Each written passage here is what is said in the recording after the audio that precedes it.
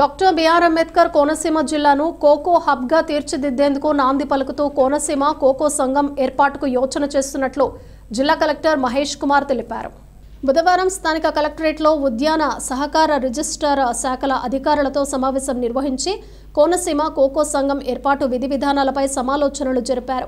ఈ సందర్భంగా ఆయన మాట్లాడుతూ ఈ యొక్క సంఘంలో అధ్యక్షులుగా జిల్లా జాయింట్ కలెక్టర్, ఉపాధ్యక్షులుగా జిల్లా ఉద్యాన అధికారి, సభ్యులుగా జిల్లా మార్కెటింగ్ శాఖ అధికారి, మరొక సభ్యులుగా జిల్లా పరిశ్రమల కేంద్రం జనరల్ మేనేజర్, జిల్లా సహకార అధికారి, జిల్లా రిజిస్టర్, రైతు ఉత్పత్తిదారుల సంఘాల నుండి అడ్డాల గోపాలకృష్ణ, సరెళ్ల అప్పారావు నియమించడం జరుగుతోందన్నారు. సంఘ రిజిస్ట్రేషన్ ఏర్పాటు ప్రారంభించాలని అధికారులు ఆదేశించారు.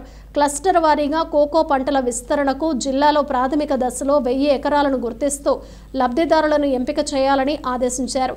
జిల్లాలో 1,00,000 ఎకరాల విస్తీర్ణంలో కొబ్బరి తోటలు ఉన్నాయని, వీటిని 50% పాక్షిక నీడలో కోకో సాగు అనువైన ప్రాంతాలను ఎంపిక చేయాలని సూచించారు.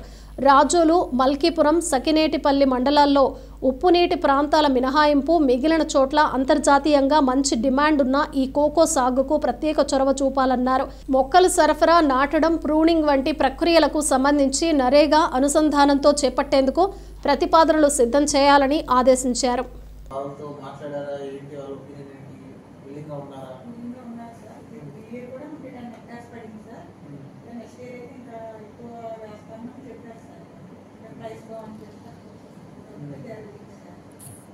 సో ఇప్పుడు మనకి మనం డిస్కస్ చేసినట్టుగా జనరల్గా కల్టివేటర్స్ అవైతే కొబ్బరి దాన్ని టెనెంట్స్ తీసుకుంటున్నాం. వాళ్ళు వీళ్ళంతా ఓనర్స్ అన్నట్టుగా మీరు మాట్లాడింది అంతే కదా, ఎవరు దీనిలో టెనెంట్స్ కాదు.